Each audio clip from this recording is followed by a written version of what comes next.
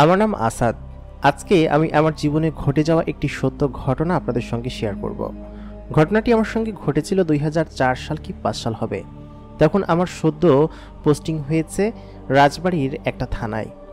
কোন থানায় সেটা সঙ্গত কারণেই আমি আপনাদেরকে বলতে পারছি না। তখনকার সময়ে সদ্য আমার পুলিশের চাকরি হয়েছে। আমার বাড়ি চট্টগ্রাম থাকার কারণে আমার সেখানে জয়েন করতে করতে একটু দেরি হয়ে গিয়েছিল। আর সেদিন ওইখানে যাওয়ার পরে যে এরকম একটা ঘটনা ঘটবে সেটা আমি কোনোদিনই কল্পনা করতে পারিনি। আমার ছোটবেলা থেকে ইচ্ছা ছিল আমি একজন পুলিশ অফিসার হব, এবং ফাইনালি গ্র্যাজুয়েশন কমপ্লিট করে এসআইয়ের পরীক্ষা দেওয়ার পর আমার সেখানে চাকরিটা হয়ে যায়, এবং আমি সেখানে জয়েনিংয়ের জন্য দীর্ঘ 1 বছর ট্রেনিং করে সেখানে যাওয়ার সিদ্ধান্ত নেই। ট্রেনিং শেষ করে এসে আমি বাড়িতেই ছিলাম, এবং আমার সেখানে পৌঁছাতে খানিকটা সময় লেগে যায়। আমি 2 দিন পরে সেখানে যাওয়ার সিদ্ধান্ত নেই এবং সকাল সকাল বাড়ি থেকে রওনা দিই। আমি জানতাম যে সকাল সকাল যদি রওনা দেই আমার সেখানে জয়েন করতে করতে হয়তো সন্ধ্যা লেগে যাবে বা পৌঁছাতে পৌঁছাতে সন্ধ্যা হয়ে যাবে। আমার সেখানে গিয়ে পুলিশ কোয়ার্টার্সেই থাকার কথা ছিল, এবং ওইখানে গিয়ে একদিন থেকে আমার যে রুম আছে বা যেরকম থাকার পরিবেশ আছে সেগুলো আমি গুছিয়ে নিতাম, এবং সন্ধ্যা নাগাদই সেখানে পৌঁছানোর কথা ছিল। কিন্তু আমার এত বেশি যানজট থাকার কারণে রাস্তায় পৌঁছাতে পৌঁছাতে অনেকটা দেরি হয়ে যায়। আমি ঢাকায় পৌঁছাই প্রায় রাত 7টা কি 7:30 বাজে এরকম সময়, এবং ওইখান থেকে রাজবাড়ির বাসে উঠতে এবং বাস পেতে পেতে বেশ খানিকটা বেগ পোহাতে হয়, এবং সব মিলিয়ে আমাকে রাজবাড়ি পৌঁছাতে পৌঁছাতে প্রায় 12টা-1টার মতো বেজে যায়। এতখানি দেরি হয়ে যাবে আমি কখনোই কল্পনা করিনি। কারণ হচ্ছে এদিক দিয়ে আসার পথে ফেরিঘাটে আরও বেশি দেরি হয়েছে, যার কারণে আমার এখানে পৌঁছাতে এতখানি সময় লেগে গেল। এমন একটা দেশে বসবাস করি যেখানে কিনা এক জায়গা থেকে অন্য জায়গায় যেতে অর্ধেক দিন পার হয়ে যায়। এমনকি যেখান থেকে শুরু করেছিলাম সেখানে এসেই থামতে হয়। শুরু করেছিলাম সকাল 9টা বাজে এবং এসে পৌঁছালাম রাত 1টা বাজে। মাঝখানে কতটুকু সময় পার হয়েছে সেটা বুঝতেই পারছেন। এখন অবশ্য সেরকম সমস্যা নেই, কিন্তু ওই সময় আমি ভীষণ ভয় পেয়ে গিয়েছিলাম।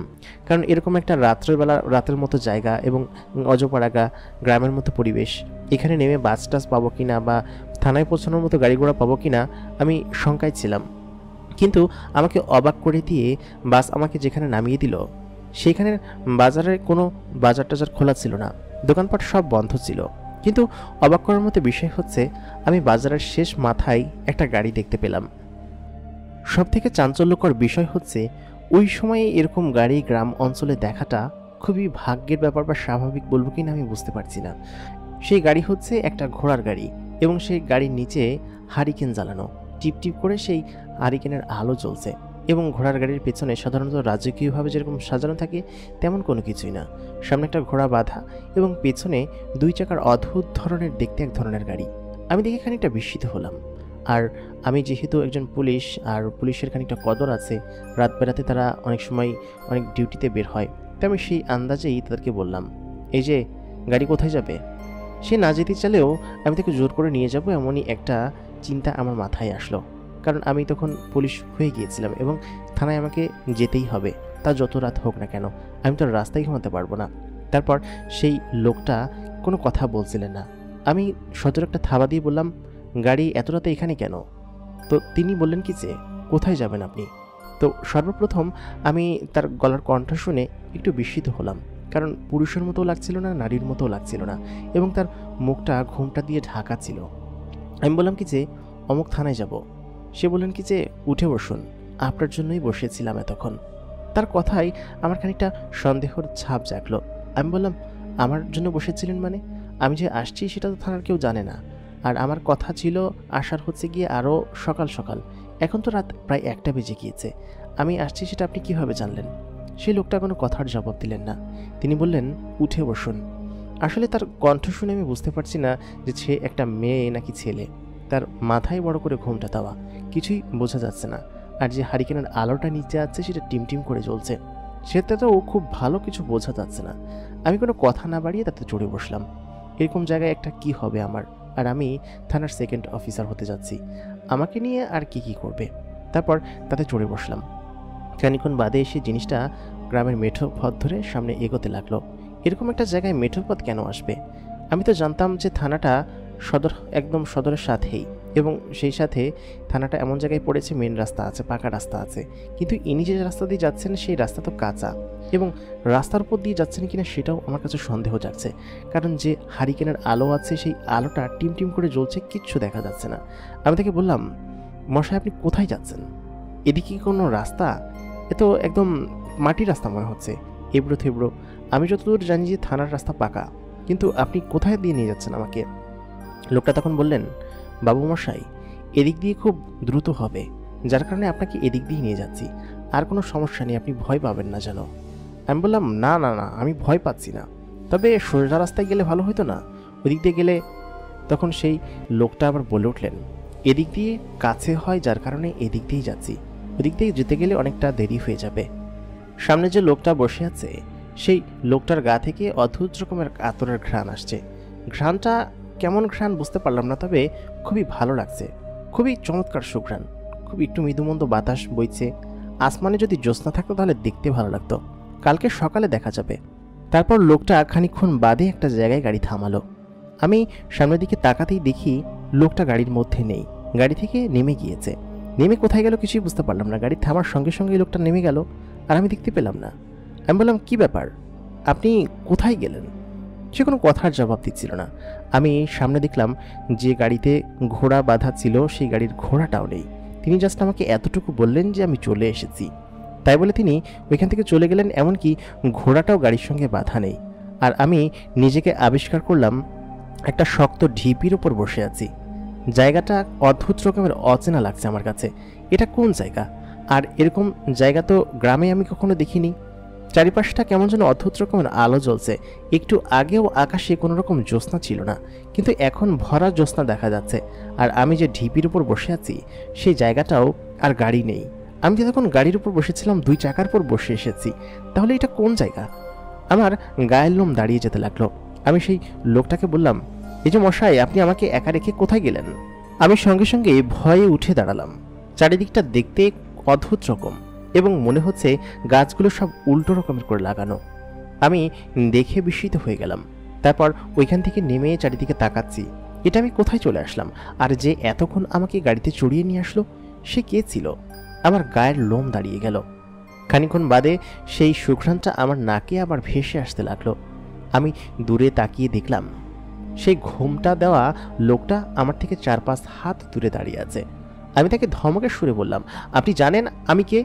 আমি একজন পুলিশ অফিসার। আমি চাইলে আপনাকে মামলা দিয়ে আপনার জীবন একদম তছনছ করে দিতে পারি। আপনার এত বড় সাহস, আমাকে পথ ভুল করে এখানে নিয়ে এসেছেন? লোকটা তার মুখের ঘোমটাটা সরালো। আসলে আমি এতক্ষণ যাকে একটা লোক ভেবেছিলাম সে একটা লোক নয়, সে হচ্ছে একটা মেয়ে মানুষ। এবং তাকে তার আকৃতি গঠন দেখেই বুঝতে পারলাম যে সে একটা মেয়ে মানুষ, কারণ তার গায়ে যে জামাটা ছিল, মানে ওপরের যে বোরকার মতো পর্দাটা ছিল, সে সেই জিনিসটা সরিয়ে ফেললেন। তাকে দেখেই আমার আর একটুও বুঝতে বাকি রইল না যে সে একটা মেয়ে মানুষ। আমার কণ্ঠস্বর খানিকটা নেমে আসলো। আমি তাকে নরম কণ্ঠে বললাম, আচ্ছা আপনি আমাকে এখানে কেন নিয়ে এসেছেন? আর আপনি কে? আমি তো আপনাকে চিনলাম না। অন্ধকারে তার চেহারা ঠিক বোঝা যাচ্ছিল না। তিনি ওইখান থেকেই বললেন, আমি ওইখানেই বসেছিলাম।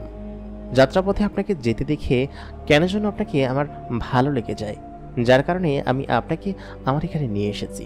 এবং আপনার কোনো অসুবিধা নেই তো? আমি রেগে গিয়ে বললাম, আমার এখানে নিয়ে এসেছেন মানে? ফাজলামি নাকি? আমি থানায় যাব। আর আপনি কোথায় থাকেন? এটা কোন গ্রাম? আমাকে বলেন, আমি অমুক থানায় যাব। সে বললেন কি যে আমি আপনাকে অমুক থানায় দিয়ে আসব, তবে আপনাকে কথা দিতে হবে আপনি আমার সঙ্গে ঘোরাফেরা করবেন এবং আমার সঙ্গে থাকবেন, তা না হলে আমি আপনাকে দিয়ে আসবো না। এই কথা শুনে আমি আবার রেগে গেলাম।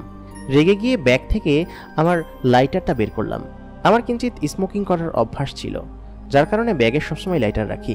জিনিসটার কথা আমার মনে ছিল না। আমি জানতাম যে হয়তো কোনো ভূত প্রেত যদি আচর করে তাহলে আগুন দেখলে তারা ভীষণ রকমের ভয় পায়। আমি আবার একটু সাহসী ছিলাম, যার কারণে হাত পা কাঁপার সত্ত্বেও আমি ভয় আমার চেহারা দিয়ে দেখাচ্ছিলাম না, কারণ আমি যে ভয় পেয়েছি সেটা বুঝতে দিলে হয়তো সামনে যে আছে সে আরও বেশি জেগে বসবে। আমি ব্যাগ থেকে লাইটারটা বের করলাম। বের করে একদম ফুল আঁচে জিনিসটাকে ধরলাম। বেশ দামি একটা লাইটার কিনেছিলাম বেশ কিছুদিন আগে, ভালোই আলো হয়। লাইটারের অপর প্রান্তে একটা বাল্ব আছে, সেটাতেও আলো হয়। আমার এতক্ষণ মনে ছিল না যে এটা আমার ব্যাগের ভিতরে ছিল। আমি সেই জিনিসটা জ্বালিয়ে সামনে ধরতেই সেই মেয়েটা ঠিক আমার মুখোমুখি চলে আসলো। আমার থেকে 1 হাত দূরে দাঁড়িয়ে আছে এবং আলোটা গিয়ে ডিরেক্ট মেয়েটার চোখের উপর পড়লো এবং মেয়েটার মুখের উপর পড়লো।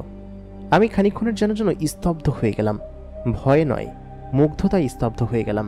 কারণ আমার সামনে যে জিনিসটি দাঁড়িয়ে আছে তাকে দেখে যে কেউ মুগ্ধ হয়ে যাবে, আর আমার মতো কেউ যদি হয় যে কিনা খুব কম ভয় পায়, তাহলে তো আরও বেশি।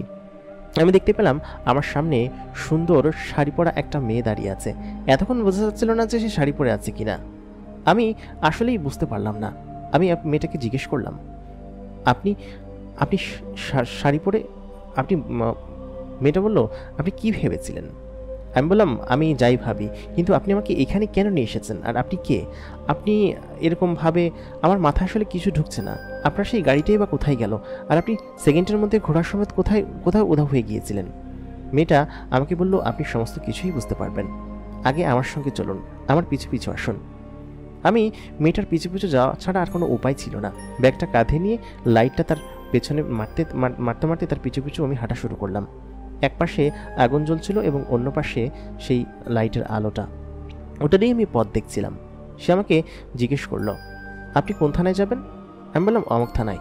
মেয়েটা আমাকে বলল, আমি আপনাকে নামিয়ে দিয়ে আসতে পারি, তবে আপনাকে আমার কথা শুনতে হবে এবং আমার সঙ্গে প্রতিদিন রাত্রেবেলা বেড়াতে আসতে হবে।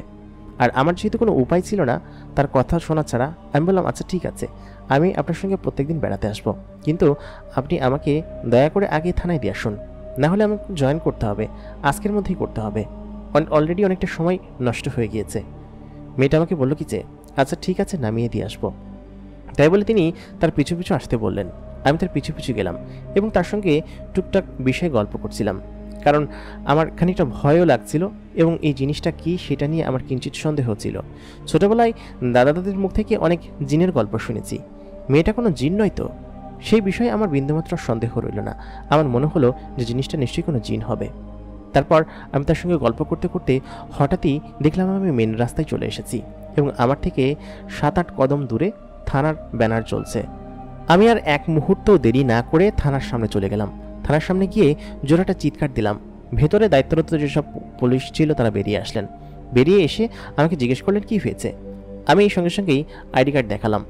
তারা বুঝতে পারলো যে সদ্য যে এসআই আসার কথা ছিল সে আমি, এবং আসতে অনেকটা দেরি করে ফেলেছি।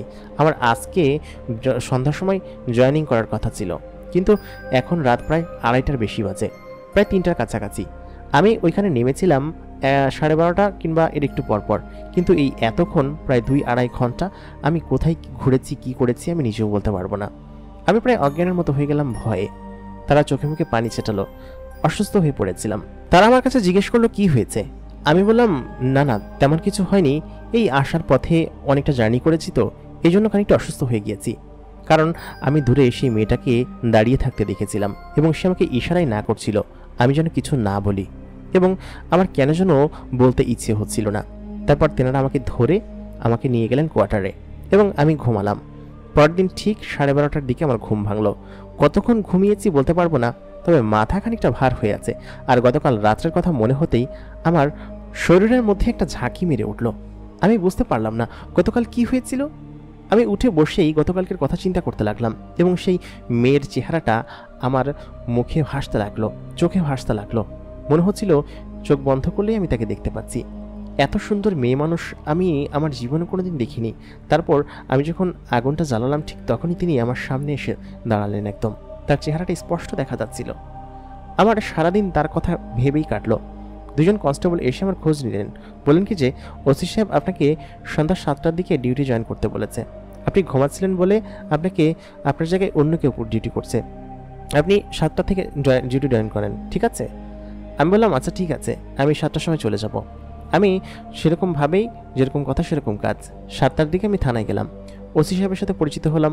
গতকালকে তো তিনি আমাকে দিয়েই চলে গিয়েছিলেন, আর আমার তেমন কোনো শরীর খারাপ ছিল, যার কারণে আমি তার সঙ্গে তেমন কথা বলতে পারিনি। তার সঙ্গে কথা বললাম, অফিসের সমস্ত কার্যক্রম দেখলাম এবং তিনি আমাকে এই সমস্ত ফাইলপত্র বুঝিয়ে দিলেন এবং বুঝিয়ে দিয়ে তিনি চলে গেলেন। থানায় আমি সহ আরও 6জন কনস্টেবল আছেন এবং আরেকজন এসআই থাকার কথা, কিন্তু তিনি ছুটিতে আছেন, যার কারণে আমার একারই এই সমস্ত দায়িত্ব পালন করতে হয়েছে।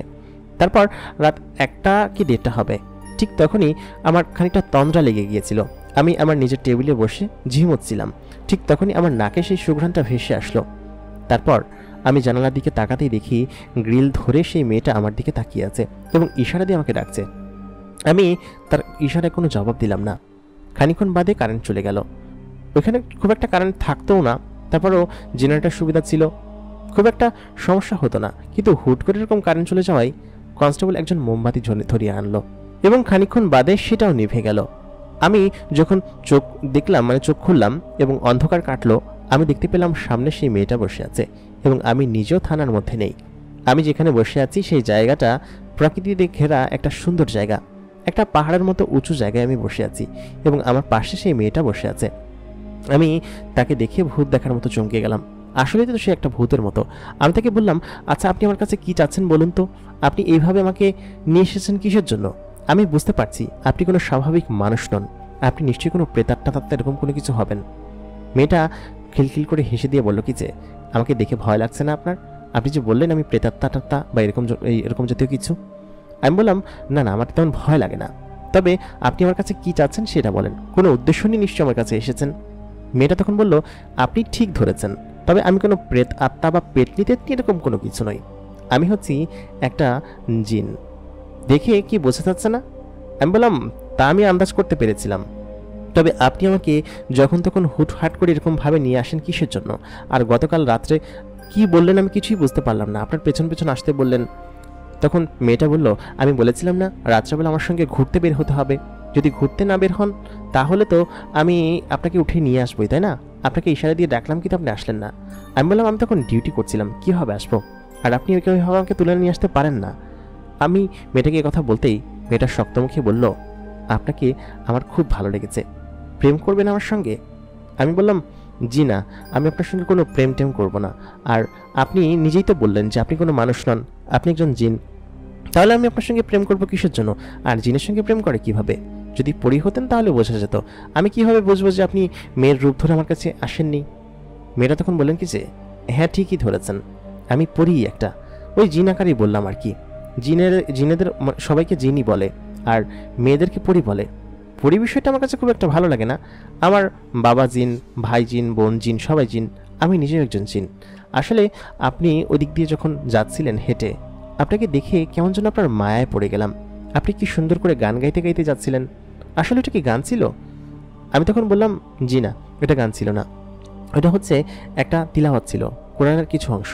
মেয়েটা তখন বললেন কি যে, মাশাআল্লাহ, খুব ভালো লেগেছে আমার, যার কারণে আমি আপনার কাছে আসি।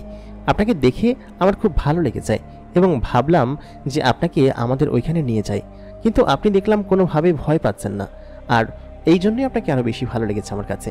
এর আগে আমি যত জিনিসকে ডিস্টার্ব করেছি, যত মানুষকে ডিস্টার্ব করেছি, সবাই আমাকে খুব বেশি ভয় পেয়েছে, কিন্তু জীবনের প্রথমবার দেখলাম এই 100-200 বছরের জীবনে যে আপনি একমাত্র বান্দা যে কিনা আমাকে ভয় পান না এবং আমার সঙ্গে কথা বললেন। এই সব কিছু মিলেই আমার কাছে খুব ভালো লেগেছে, যার কারণে আমি আপনার সঙ্গে বন্ধুত্ব করতে চাই। আমার সঙ্গে বন্ধুত্ব করবেন? আমি বললাম, কেন আপনার সঙ্গে বন্ধুত্ব করব? আপনি একজন আশরাফুল মাখলুকাত ব্যতীত জিন জাতি।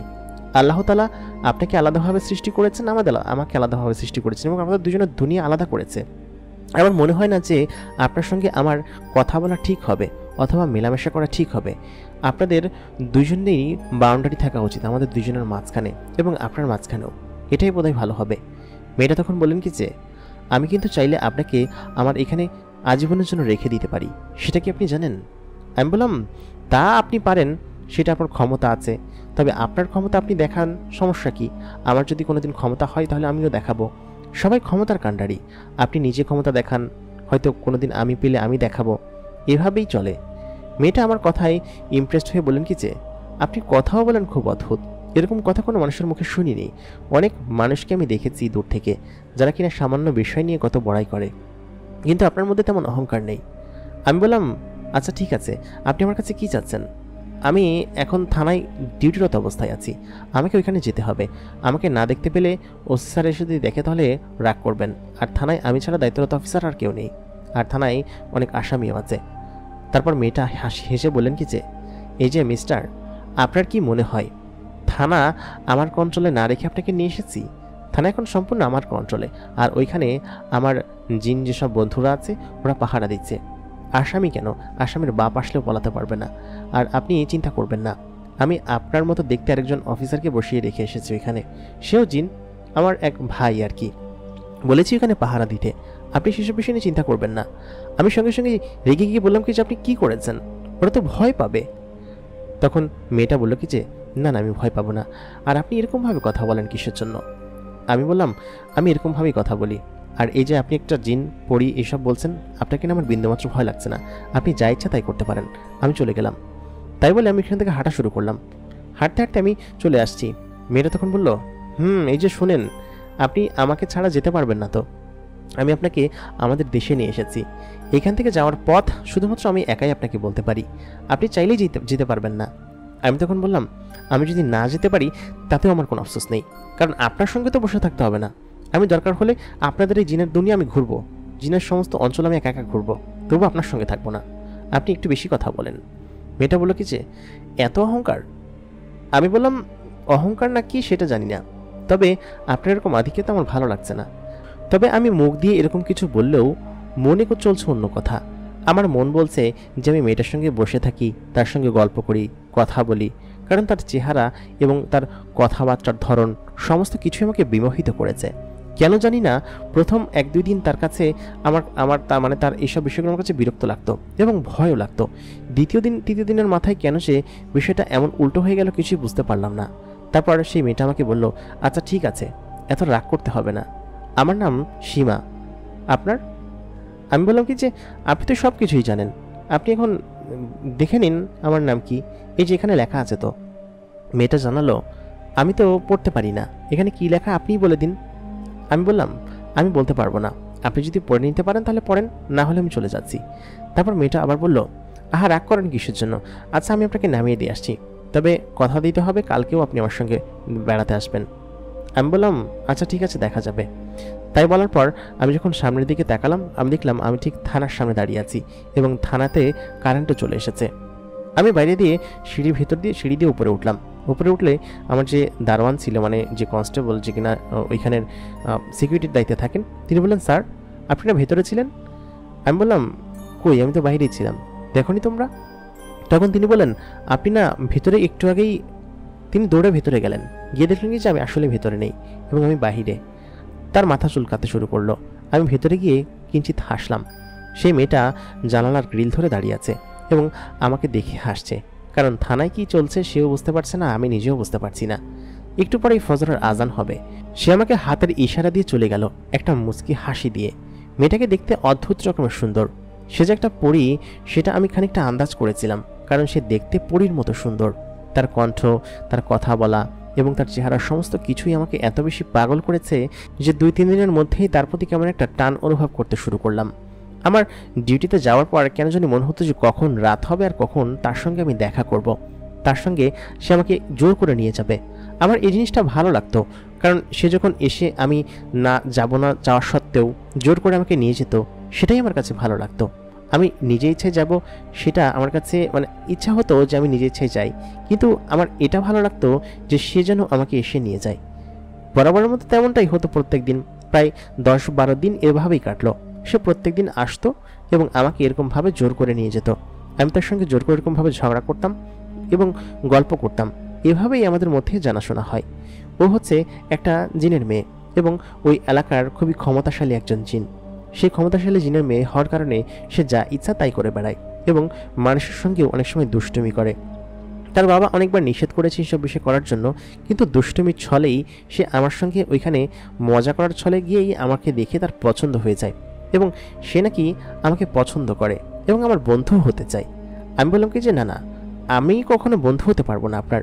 আপনি হচ্ছেন একজন জিন আর আমি হচ্ছে একজন মানুষ, জিন আর মানুষের বন্ধুত্ব হয় নাকি? সে প্রায় দিনই আমাকে এই কথা বলে। আজকেও সে আসবে সেই আশায় আমি বসে আছি, আমার বাসায় বসে আছি। প্রতিদিনই তো আর নাইট ডিউটি পড়ে না। আমি কেমন যেন ঘুম কাতরে মানুষ ছিলাম, কিন্তু হঠাৎ করে আমার চোখের ঘুম উধাও হয়ে গেল। আমি সারাদিন বারান্দায় বসে থাকতাম ওর অপেক্ষায়, কিন্তু কখনো দিনের বেলা আসতো না। রাতের বেলাও ঘুম না ঘুমিয়ে বারান্দায় বসে থাকতাম কখন আসবে। আমি পেছন থেকে ডাক শুনলাম, আমার নাম ধরে ডাকলো। আমি বললাম, আপনি এসেছেন? কেন এসেছেন? মেয়েটা তখন জানালো, আমার অপেক্ষায় বসেছিলেন, না হলে তো এতদিন ঘুমিয়ে পড়েন আপনি, আমি দেখিনি বোধহয়। ঘুম আসছিল না তাই ঘুমাচ্ছি না, এরকমটা কেন ভাবছেন যে আপনার জন্য আমি বসে আছি? মেয়েটা যখন জানালো, আমি সব কিছুই জানি, আপনি আমার জন্যই বসেছিলেন। আসলে আমি যে তার জন্যই বসেছিলাম সেটা সে বুঝতে পেরেছে, তবে আমি সেটা বুঝতে দিচ্ছি না। তারপর আমাকে বলল যে চলুন আমার সঙ্গে, না হলে কিন্তু আপনাকে জোর করে নিয়ে যাব। আমি বললাম, আপনার সঙ্গে আমি যাব না, আপনি আজকে কি করেন দেখি। মেয়েটা আমার কাছাকাছি আসলো। এতদিন আমাকে তার চোখের পলকেই উধাও করে নিয়ে যেত এখান থেকে, আমি কিচ্ছু টের পেতাম না। আমি এবার ভাবলাম যে সে আমার কাছে এসে আমাকে জোর করে নিয়ে যাক, কিন্তু এত কাছাকাছি আসবে আমি কখনো ভাবতেই পারিনি। সে আমার কাছে আসলো, কাছে এসে আমার হাতটা শক্ত করে ধরলো। প্রথমবারের মতো তার হাতের সঙ্গে আমার হাত স্পর্শ হলো। এর আগে হয়েছে কিনা জানি না, তবে আমি অনুভব করতে পারলাম কোনো এক পরীর সঙ্গে প্রেমের অনুভূতি এমন হয় সেটা আমার জানা ছিল না, কারণ এর আগে তো কখনো এমন হয়নি। তার হাতটা ছিল একদম তুলোর মতো মোলায়েম। আমি সঙ্গে সঙ্গে হাতটা ছাড়িয়ে নিলাম। সেও লজ্জা পেল, আমিও খানিকটা লজ্জা পেলাম। তারপর সে আমাকে বলল, আপনি যদি স্বেচ্ছায় না যেতে চান তাহলে কিন্তু একদম চ্যাংদোলা করে নিয়ে যাব, আমার ভাইয়েরাও কিন্তু আছে সঙ্গে, ওদেরকে বলার সঙ্গে সঙ্গে একদম চ্যাংদোলা করে নিয়ে যাবে কিন্তু আপনাকে। তারপর আমি বললাম, আচ্ছা ঠিক আছে, আমি যাচ্ছি।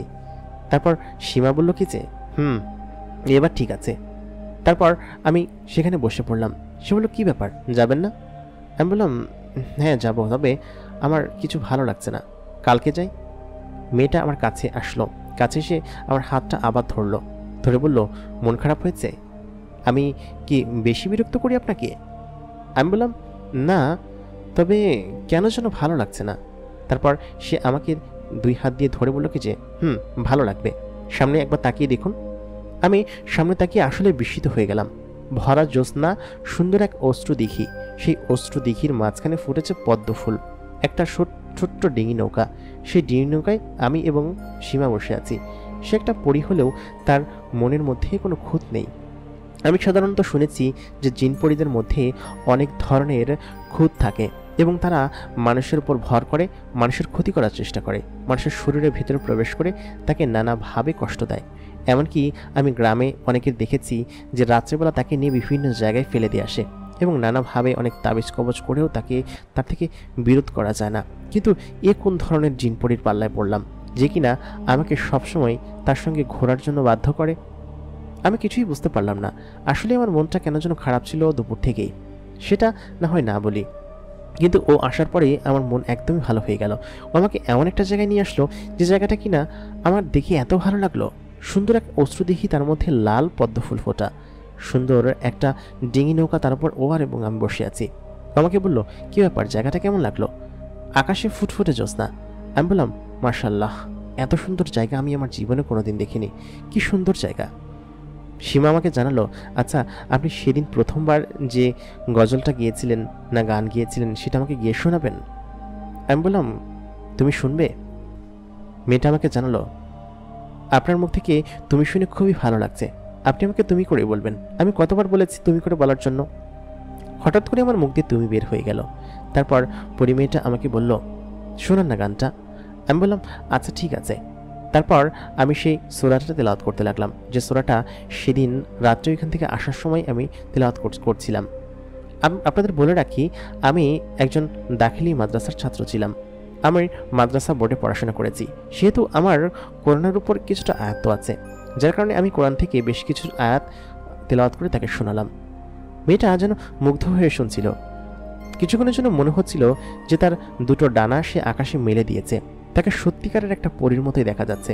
খুব সুন্দর সাদা রঙের একটা জামা পরা, তার পেছনে সাদা রঙের হাঁসের মতো বড় বড় দুটো পাখনা, সেটা আকাশে মেলা, এবং তাকে দেখতে সত্যিই একটা পরীর মতো লাগছে। এরকম সৌন্দর্য আমি দেখতে পাবো সেটা আমি জীবনে কল্পনা করিনি। আমি যখন তিলাওয়াত করা শেষ করলাম, পরী মেয়েটা আমাকে জানালো, শোনো, আমি তোমাকে পাগলের মতো ভালোবাসি, প্রচণ্ড পরিমাণ ভালোবেসে ফেলেছি, তুমি কি আমাকে গ্রহণ করবে? আমার খানিকক্ষণের মধ্যে হাত পা কাঁপতে শুরু করলো। মেয়েটা যে আমাকে এরকম একটা প্রস্তাব দেবে আমি কখনো ভাবতে পারিনি। আমি হয়তো ভেবেছিলাম হয়তো ও আমার সঙ্গে ঘোরার জন্য এমনটা করছে, অথবা ও একাকিত্ব দূর করতে চায় যার কারণে আমার সঙ্গে ঘুরছে, অথবা জিনের ভয় দেখিয়ে ও আমাকে এখানে নিয়ে এসেছে। তবে এমন একটা কাজ করবে সেটা আমি কখনো ভাবতেই পারিনি। আমি খানিকটার জন্য স্তব্ধ হয়ে গেলাম। সে আমার খানিকটা কাছে আসলো, কাছে এসে বলল, কি ব্যাপার, তুমি আমাকে কি গ্রহণ করবে না? আমি দূরে সরে গিয়ে বললাম কি যে, আচ্ছা তুমি একটা পরী, একটা জিন জাতি, আমি হচ্ছি মানুষ, আশরাফুল মাকলুকাত। এটা কি কখনো সম্ভব যে একটা পরী এবং মানুষ একসঙ্গে থাকতে পারবে? আমার তো মনে হয় না। আর আমার যতটুকু মনে হয় যে আমি হয়তো তোমাকে ভালোবাসি, কিন্তু আমাদের মিলন কি কখনো সম্ভব হবে? সে আমাকে বলল কি যে, কেন সম্ভব হবে না? অবশ্যই সম্ভব হবে। আমি যেহেতু তোমার কাছে আসতে পেরেছি এবং আমরা দুজনকে এতটা পছন্দ করতে পেরেছি, তাহলে নিশ্চয়ই কোনো সমস্যা হবে না। আমি বললাম, তারপরও। ওর হাতটা সরিয়ে দিয়ে আমি সাইড কেটে বসলাম। ও আমার হাতটা শক্ত করে চেপে ধরলো, বলল কি যে, দেখো আমি তোমাকে পাগলের মতো ভালোবাসি, আর আমি সারা জীবন ভালোবেসে আমার নিজের কাছে তোমাকে রাখতে চাই, তুমি থাকবে না? আমি বললাম, দেখো তোমার জীবন এবং আমার জীবন এক নয়। আমার হয়তো কর্মস্থল আছে, বাড়িতে পরিবার আছে, আমার কোথায় কখন থাকতে হয়, আর তুমি যে আমাকে বলছো তোমার এখানে থাকতে হবে, সেটা কি কখনো সম্ভব? পরিমেয়টা আমাকে জানালো, সেটা সম্ভব না হোক আমি তোমার কাছে গিয়ে থাকবো, কিন্তু তুমি আমাকে ফিরিয়ে দিও না। প্রথম দেখে আমি কখনো ভাবতে পারিনি যে তোমার প্রেমে আমি পড়ে যাব, কিন্তু এই কয়দিন তোমার সাথে ঘুরে আমার কেমন যেন তোমার প্রতি একটা মায়া লেগে গিয়েছে। এমন মায়া, এটাকে কি ভালোবাসা বলে? আমি কিছু বুঝতে পারছি না, তুমি আমাকে এরকমভাবে ফিরিয়ে দিও না। আমি ওকে বললাম, সীমা তুমি আমাকে নামিয়ে দিয়ে আসো, আমার কেন যেন কিছু ভালো লাগছে না, আমি তোমার সঙ্গে কালকে কথা বলি। সীমা তার চোখ দিয়ে পানি ছেড়ে দিল। সীমার চোখ দিয়ে পানি পড়ছে, কেন যেন আমার খুবই খারাপ লাগছিল ওর জন্য। সীমা আর দ্বিতীয় কোনো কথাও আড়ালো না, সে আমাকে আমার কোয়ার্টারের সামনে নামিয়ে দিয়ে গেল। আমি কোয়ার্টারের সামনে দাঁড়িয়ে আছি, সীমা আস্তে আস্তে মিলিয়ে যাচ্ছে, তার চোখের জল আমি দেখতে পাচ্ছি। কিন্তু আমার কি করা উচিত? তাকে কি আমার গ্রহণ করা উচিত নাকি উচিত না? সীমা একটু একটু করে মিলিয়ে গেল। প্রিয় দর্শক, এই গল্পের বাকি অংশ আমরা দ্বিতীয় পর্বে জানার চেষ্টা করব। দ্বিতীয় পর্বে কি হবে সেটা জানতে হলে অবশ্যই আমাদের সঙ্গে থাকুন। আর এতক্ষণ কণ্ঠে আমি ইমরান আপনাদের সঙ্গে ছিলাম। দ্বিতীয় পর্বে কি হবে অবশ্যই জানতে হলে আমাদের সঙ্গে থাকবেন। আমাদের চ্যানেলটাকে বেশি বেশি করে কমেন্ট, লাইক এবং শেয়ার করবেন, এবং যারা সাবস্ক্রাইব করেনি তারা সাবস্ক্রাইব করে রাখবেন। দ্বিতীয় পর্ব শোনার জন্য আমন্ত্রণ রইল সবাইকে। ধন্যবাদ।